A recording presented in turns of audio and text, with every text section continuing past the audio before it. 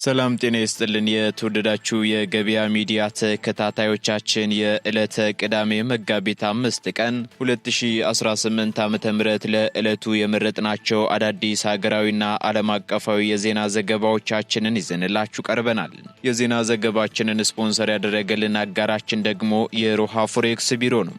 በዜና ዘገባችን ላይ የሮሃ ፎሬክስ ቢሮን የዕለቱን የውጭ ምንዛሬ ተመን መረጃ እናጋራችኋለን። በቅድሚያም አርዕስቶችን አሜሪካ ለፍትህ የሚሰጥ ሽልማት ብላ በሰየመችው ፕሮግራም በአዲሱ የኢራን ጠቅላይ መሪና በሌሎች ከፍተኛ የእስላማዊ አብዮታዊ ዘብ ባለስልጣናት ላይ መረጃ ለሚሰጥ እስከ $10 ሚሊዮን የሚደርስ ሽልማት እሸልማለሁ ማለቷ ተሰምቷል። ሽልማቱ ደግሞ በዋናነት የሚያነጣጥረው አዲሱን መሪን ጨምሮ የቀድሞ ጠቅላይ መሪ ረዳት የነበሩትንና ከፍተኛውን የጸጥታ ባለስልጣን ነው ተብሏል። በዝርዝር እናጋራችኋለን። ፕሬዝዳንት ቭላዲሚር ፑቲን የኢራንን 60% የበለጸገ ዩራኒየም ወደ ሩሲያ ለማዛወር ሐሳብ ቢያቀርቡም ፕሬዝዳንት ትራምፕ በበኩላቸው መጥፎ ስምምነቶችን አንቀበልም በሚል አቋማቸው ጥያቄውን ውድቅ ማድረጋቸው ተሰምቷል።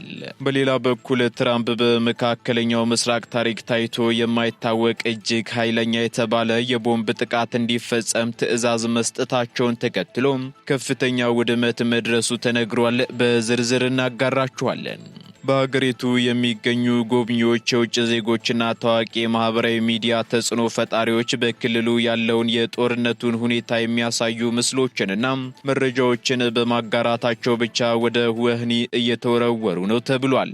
ከዚህ በተጨማሪም ሕጉን ተላልፎ የተገኘ ማንኛውም ሰው እስከ 2 ዓመት የሚደርስ ጽኑ እስራትና እስከ 200,000 ድርሃም የሚደርስ የገንዘብ መቀጮ ሊጣልበት እንደሚችል ተመላክቷል። በዝርዝር የምናጋራችሁ መረጃችን ነው። በሳውዲ አረቢያ በሚገኝ የአሜሪካ ጦር ሰፈር ላይ በተሰነዘረ ከባድ የሚሳኤል ጥቃት በርካታ የአሜሪካ አየር ኃይል የነዳጅ ጫኝ አውሮፕላኖች መውደማቸው ተገልጿል። በሌላ በኩል አሜሪካ በሺዎች የሚቆጠሩ የአየር ኃይል ወታደሮችንና የጦር መርከቦችን ወደ መካከለኛው ምስራቅ ማሰማራቷ ተነግሯል። የምትሰሙት መረጃችን ነው። የተወደዳችሁ የገበያ ሚዲያ ተከታታዮቻችን እነዚህንና ሌሎች ለሰዓቱ የመረጥናቸው ዜናዎችን ይዘንላችኋል። አሁን ደግሞ በዝርዝር ወደምንመለከታቸው መረጃዎቻችን እናልፋለን። በሁለት ዲፕሎማቶች መንደር በአፍሪካ ሲዲሲና በቻድ ኤምባሲ መሃል እንዲሁም በቦሌ ዓለም አቀፍ አየር ማረፊያ የ15 ደቂቃ ያክል ርቀት ላይ በ6 ወር የሚረከቡት ቤት ቢኖሮት ለመኖሪያ ወይስ ለኢንቨስትመንት ይጠቀሙታል? ምርጫው የእርስዎ ነው። እኛ ግን ለፈለጉት አማራጭ በሚጠቀሙበት እጅግ ዘመናዊ መንደር ውስጥ ከባለ 1 እስከ ባለ 4 መኝታ ቅንጡ መኖሪያ ቤቶችን አቅርበንልዎታል። ምን ይሄ ብቻ! በዚህ ግዙፍ መንደር ውስጥ ለተለያዩ አገልግሎት የሚውሉ 100% ይጠናቀቁ ከ26 ከ143 ካሬ የንግድ ሱቆችን ከነገበያው ያገኛሉ። ስለ አከፋፈሉ ሐሳብ አይግቦት። 40% በ3 ዓመት ከፍለው ቀሪውን 60% በባንክ በ20 ዓመት ውስጥ ዘና ብለው የሚከፍሉበት መንገድ ተመቻችቷል። በተጨማሪም ቀድሞ ከመጡ ለጥቂት ቤቶች ብቻ በወጣው የ35% ቅናሽ እስከ 4 ሚሊዮን ብር ቅናሽ ተደርጎለት ይስተናገዳሉ። ታዲያ ምን ይጠብቃሉ? አሁኑኑ ከታች ባለው ስልክ ይደውሉ። ፕሬዝዳንት ቭላዲሚር ፑቲን የኢራንን 60% የበለጸገ ዩራኒየም ወደ ሩሲያ ለማዛወር ያቀረቡትን ሐሳብ ፕሬዝዳንት ዶናልድ ትራምፕ ውድቅ አደረጉ። የአሜሪካው ፕሬዝዳንት ዶናልድ ትራምፕ የሩሲያው አቻቸው ቭላዲሚር ፑቲን በኢራን እጅ የሚገኘውን የበለጸገ ዩራኒየም ወደ ሩሲያ ለማዛወር ያቀረቡትን ሐሳብ ውድቅ ማድረጋቸው ተገልጿል። ፕሬዝዳንት ፑቲን ይህንን ሐሳብ ያቀረቡት በዚህ ሳምንት መጀመሪያ ላይ ከፕሬዝዳንት ትራምፕ ጋር በስልክ ባደረጉት ውይይት እንደሆነ አክሲዮስ የተሰኘውን የዜና ምንጭ ጠቅሶ ሲጂቲኤን ዘግቧል። ጥያቄው የቀረበው ደግሞ በአሁኑ ወቅት በአሜሪካ እስራኤል ጥምርና በኢራን መካከል እየተካሄደ ያለውን መጠነ ሰፊ ጦርነት ለማስቆም በሚደረገው ጥረት ውስጥ እንደ አንዱ መፍትሄም ነበር። እንደ ዘገባው ከሆነ ሩሲያ በኢራን የሚገኘውን 460 ኪሎ ግራም የሚጠጋና እስከ 60% የበለጸገ ዩራኒየም ወደ ግዛቷ በማዛወር የኒውክሌር ስጋቱን ለመቀነስ ሐሳብም አቅርባለች። ይሁን እንጂ ፕሬዝዳንት ትራምፕ በበኩላቸው መጥፎ ስምምነቶችን አንቀበልም በሚል አቋማቸው ጥያቄውን ውድቅ አድርገውታል ተብሏል። በተጨማሪም የዋይት ሃውስ ባለስልጣናትም የአሜሪካ መንግስት ቁልፍ ፍላጎት ዩራኒየሙ በታመነና አስተማማኝ በሆነ መልኩ ቁጥጥር ስር መዋሉን ማረጋገጥ እንጂ ወደ ሌላ ሀገር እንዲዛወር ማድረግ አይደለም ብለዋል። የአሜሪካ ልዩ መልእክተኛ ስቲቭ ዊትኮፍ በበኩላቸው ኢራን 11 የአቶሚክ ቦምቦችን ለመስራት የሚያስችል የኒውክሌር ቁሳቁስ እንዳላትና ለወታደራዊ አገልግሎት የሚውልም ዩራኒየም ለማበልጸግ ጥቂት ቀናት ብቻ እንደቀሯት ጠቁሟል። ስለሆነም በአሁኑ ወቅት የአሜሪካ አስተዳደር በኢራን የሚገኘውን ከፍተኛ ደረጃ የበለጸገ ዩራኒየም በልዩ ኃይል አማካኝነት በቁጥጥር ስር ለመዋል ወይንም ለመያዝ እያሰበ መሆኑ ተገልጿል። ፕሬዝዳንቱ በቅርቡ በፎክስ ኒውስ በሰጡት ቃለ መጠይቅም ለጊዜው ትኩረታችን እሱ ላይ ባይሆንም ወደፊት ግን ልናደርገው እንችላለን ሲሉ የዘመቻውን የመካሄድ ዕድል ፍንጭም ሰጥተዋል። ይህ በእንዲህ እንዳለ ሩሲያ ለኢራን ወታደራዊ መረጃዎችን እየሰጠች ነው በሚል ለቀረበባት ክስም ፑቲን ከትራምፕ ጋር በነበራቸው ውይይት ማስተባበያ መስጠታቸው ተነግሯል። በሌላ በኩል ውጥረቱ በተካረረበት በዚህ ወቅት የሩሲያ ጥያቄ ውድቅ መደረጉ ደግሞ በቀጠናው ያለውን ዲፕሎማሲያዊ መፍትሄ ይበልጥ አዳጋች ሊያደርገው እንደሚችልም ተንታኞች እየገለጹ ይገኛሉ።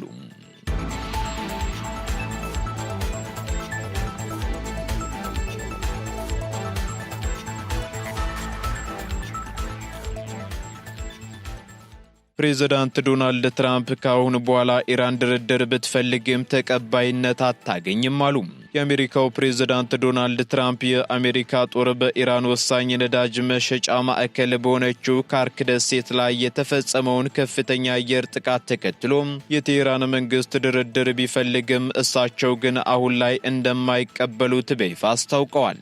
ፕሬዝዳንት ትራምፕ በትሩዝ ሶሻል ገጻቸው ባሰፈሩት መልእክት የአሜሪካ መካከለኛ እዝ በመካከለኛው ምስራቅ ታሪክ ታይቶ የማይታወቅ እጅግ ኃይለኛ የተባለ የቦምብ ጥቃት በካርክ ደሴት ላይ እንዲፈጸም ትዕዛዝ መስጠታቸውን አረጋግጠዋል። በኢራን የዘውድ ጌጥ በሆነችው ካርክ ደሴት ላይ የነበሩ ወታደራዊ ኢላማዎችን በሙሉ አመድ ሆነዋል ያሉት ትራምፕ ጥቃቱ የኢራንን ወታደራዊ አቅም ክፉኛ መምታቱንም ጠቁመዋል።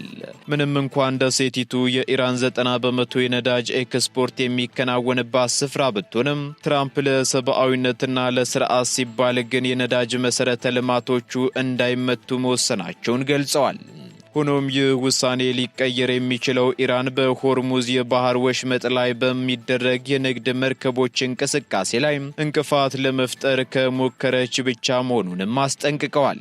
ፕሬዝዳንቱ አክለውም ኢራን አሁን ላይ ድርድር ትፈልጋለች፣ እኔ ግን የማልቀበለውን አይነት ድርድር ነው በማለት የቴህራንን የሰላም ጥሪ ውድቅ አድርገዋል። በሌላ በኩል ኢራንም በአሜሪካ ድርጊት እጅግ የተቆጣች ሲሆን በጦር ኃይሎቿ በኩልም የመጨረሻ ያለችውን ማስጠንቀቂያ ሰጥታለች።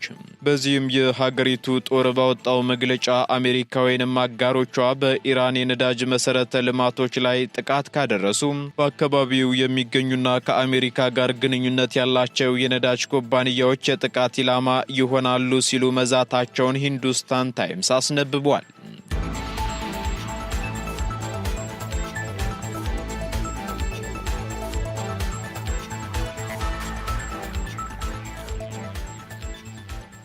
አሜሪካ አዲሱን የኢራን መሪ አሳልፎ ለሰጠ እስከ $10 ሚሊዮን ልሸልም መሆኑን አስታወቀች። የአሜሪካ የውጭ ጉዳይ ሚኒስቴር ለፍትህ የሚሰጥ ሽልማት ብሎ በሰየመው ፕሮግራምም በአዲሱ የኢራን ጠቅላይ መሪ ሞጅታባ ኻሜኒና በሌሎች ከፍተኛ የእስላማዊ አብዮታዊ ዘብ ባለስልጣናት ላይ መረጃ ለሚሰጥ ማንኛውም ሰው $10 ሚሊዮን የሚደርስ ሽልማት ማዘጋጀቱን አስታውቋል። የአሜሪካ ዲፕሎማሲያዊ የደህንነት አገልግሎት ባወጣው መረጃ መሰረት ደግሞ ሽልማቱ በዋናነት የሚያነጣጥረው አዲሱን መሪ ሞጅታባ ኻሜኒን ጨምሮ የቀድሞ ጠቅላይ መሪ ረዳት የነበሩትን አሊ አስጋር ኤጃዚንና ከፍተኛውን የጸጥታ ባለስልጣን አሊ ላርጃኒ ነው ተብሏል። ግለሰቦቹ በዓለም አቀፍ ደረጃ ጥቃቶቹን በማቀናጀት በማደራጀትና በመምራት ረገድ ቁልፍ ሚና እንዳላቸውም አሜሪካ ገልጻለች። ከነዚህ በተጨማሪም የጠቅላይ መሪው ከፍተኛ ወታደራዊ አማካሪ፣ የሀገር ውስጥ ጉዳይ ሚኒስተር፣ የደህንነት ወይንም ኢንተለጀንስ ሚኒስተርም በመግለጫው ተካተዋል ተብሏል። ከተጠቃሾቹ ባለስልጣናት ባለፈም የእስላማዊ አብዮታዊ ዘብ ዋና አዛዥን፣ የጠቅላይ መሪውን የወታደራዊ ቢሮ ኃላፊና የከፍተኛ መከላከያ ምክር ቤት ጸሐፊን ጨምሮ በአራት ቁልፍ የስልጣን እርከኖች ላይ የሚገኙ ግለሰቦችን በሽልማቱ መካተታቸው ታውቋል። በዚህም የአሜሪካ የውጭ ጉዳይ ሚኒስቴር መረጃ ያላቸው ማንኛውም ግለሰቦች ደህንነቱ በተጠበቀና በሚስጥር በተመሰጠሩ የመገናኛ ዘዴዎችን በመጠቀም መረጃ እንዲሰጡ ጥሪ አቀርቧል። ይህ እርምጃም አሜሪካ በኢራን ከፍተኛ አመራሮች ላይ እያደረገች ያለችውን ቀጥተኛ ጫና ይበልጥ ያካረረ ሲሆን በሁለቱ ሀገራት መካከል ያለው ውጥረትም ወደ አዲስ ምዕራፍ ሊያሸጋግረው እንደሚችል ተገምቷል።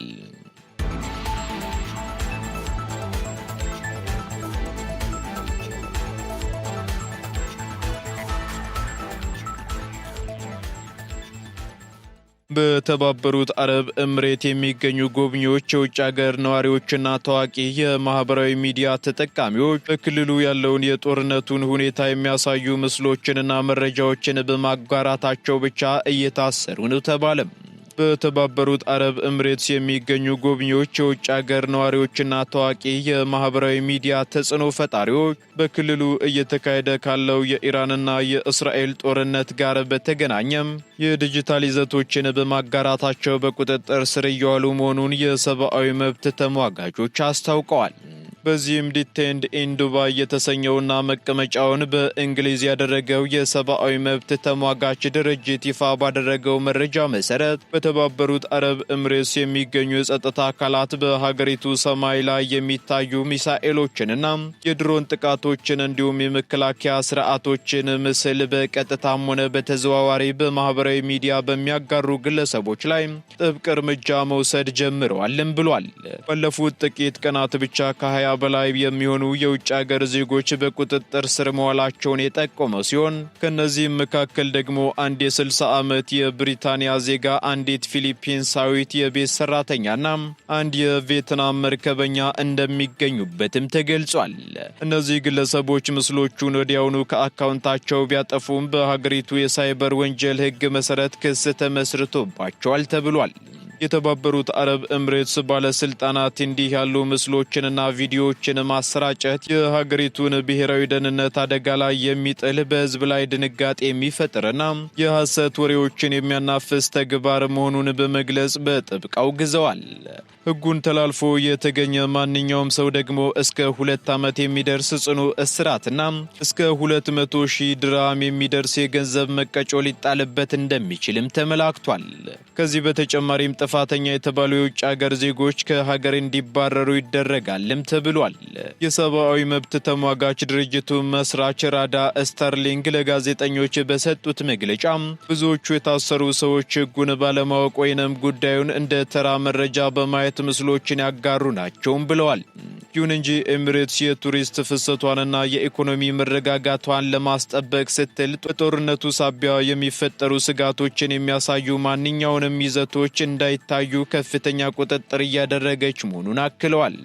በኢራንና በእስራኤል መካከል ያለው ይህ ወታደራዊ ውጥረት በጨመረበት በዚህ ወቅት በዱባይና በአቡዳቢ የሚገኙ ነዋሪዎችም ከባለስልጣናት በይፋ የሚሰጡ መግለጫዎችን ብቻ እንዲከታተሉና የጦርነት ሁኔታዎችንም ከመቅረጽ እንዲቆጠቡ ተደጋጋሚ ማስጠንቀቂያዎችንም እየሰጡ ይገኛሉ።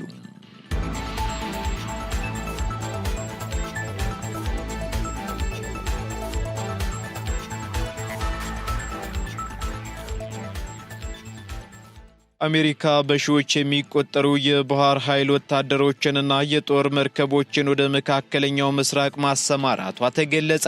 የአሜሪካ መንግስት ከኢራን ጋር እየተባባሰ የመጣውን ወታደራዊ ውጥረት ተከትሎ 2200 የሚጠጉ የባህር ኃይል ወታደሮችንና 3 ግዙፍ የጦር መርከቦችን ወደ መካከለኛው ምስራቅ እንዲንቀሳቀሱ ማዘዙ ተረጋግጧል።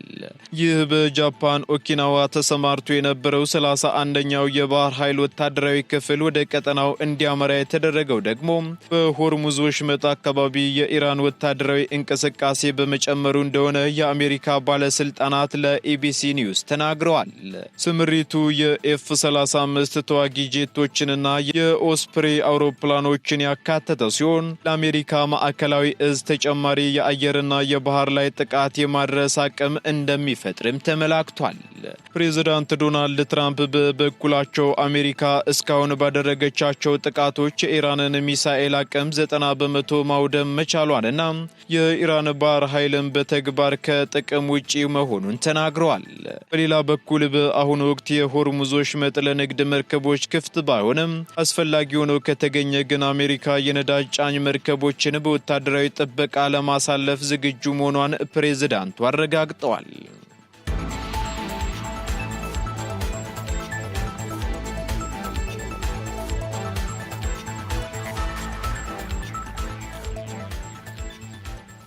ቀጥለናል። ውድ ተከታታዮቻችን ወደ መጨረሻው ዝርዝር መረጃችን ስንሸጋገር ኢራን የአሜሪካ የጦር ሰፈር ላይ በሰነዘረችው ከባድ የሚሳኤል ጥቃት 5 የነዳጅ ጫኝ አውሮፕላኖች መውደማቸው ተገለጸ። በመካከለኛው ምስራቅ የተቀሰቀሰ ወታደራዊ ግጭት እየተባባሰ በመጣበት በዚህ ወቅት ኢራን በሳውዲ አረቢያ በሚገኘው የፕሪንስ ሱልጣን አየር ኃይል ጣቢያ ላይ በሰነዘረችው የሚሳኤል ጥቃት 5 የአሜሪካ አየር ኃይል የነዳጅ ጫኝ አውሮፕላኖች ጉዳት እንደደረሰባቸው ተነግሯል። በጥቃቱም ጉዳት የደረሰባቸው አውሮፕላኖች የአየር ላይ ነዳጅ መሙያ ተሽከርካሪዎች ሲሆኑ አውሮፕላኖቹ ግን ሙሉ በሙሉ እንዳልወደሙና አሁን ላይ ጥገና እየተደረገላቸው እንደሆነ ተገልጿል። በተጨማሪም በጥቃቱ ወቅት የሰው ሕይወት እንዳልጠፋ የተረጋገጠ ሲሆን ይህ ጥቃት አሜሪካ በቀጠናው ለምታደርገው የአየር ላይ የበላይነት እንቅስቃሴ ትልቅ እንቅፋት ሊሆን እንደሚችልም ተሰግቷል። እነዚህ የጦር ጄት አውሮፕላኖች ደግሞ ረጅም ርቀት እንዲበሩና የአየር ላይ ጥቃት እንዲያደርጉ ነዳጅ በማቀበል ረገድ ወሳኝ ሚና ያላቸው በመሆናቸው የአውሮፕላኖቹ ከጥቅም ውጪ መሆን በአሜሪካ የአየር ኃይል ስምሪት ላይ ከፍተኛ ጫና እንደሚፈጥር የዘርፉ ተንታኞች ገልጸዋል። የፕሪንስ ሱልጣን አየር ኃይል ጣቢያ ከቅርብ ሳምንታት ወዲህ በተደጋጋሚ በኢራን ሚሳኤሎችና ድሮኖች ኢላማ እየሆነ እንደሚገኝም ተገልጿል። አሜሪካ ባለፈው ክረምት ጀምሮ በርካታ የጦር አውሮፕላኖችን ወደዚህ የጦር ሰፈር እያጋዘች የነበረ ቢሆንም የደረሰውን የጉዳት መጠን በተመለከተ የአሜሪካ ማዕከላዊ እዝ እስካሁን ይፋዊ መግለጫ አላወጣም። ይህ በእንዲህ እንዳለ ደግሞ አሜሪካ በኢራን ላይ የምታደርገውን ወታደራዊ ጫና ለመቀጠል ተጨማሪ የባህር ኃይል ወታደሮችንና የጦር መርከቦችን ወደ ቀጠናው እያሰማራች መሆኑ ተነግሯል።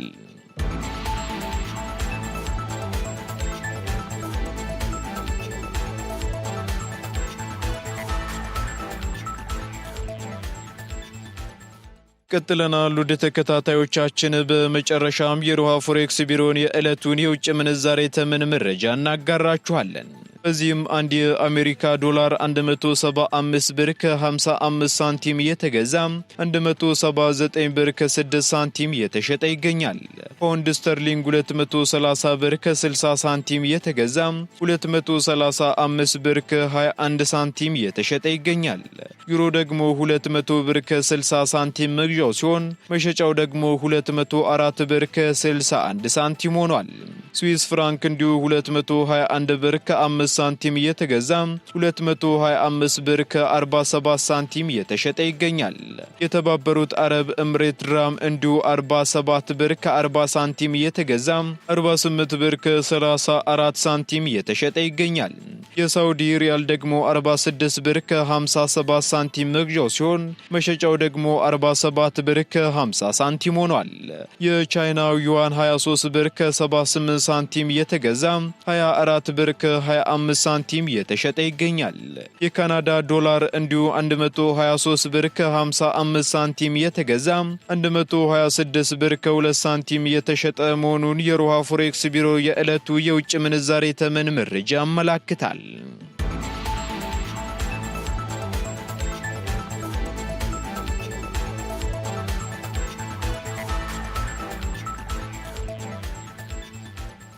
የተወደዳችሁ የገበያ ሚዲያ ተከታታዮቻችን ለዕለቱ ያዝንላችሁ መረጃዎቻችን እነዚህን ይመስሉ ነበር።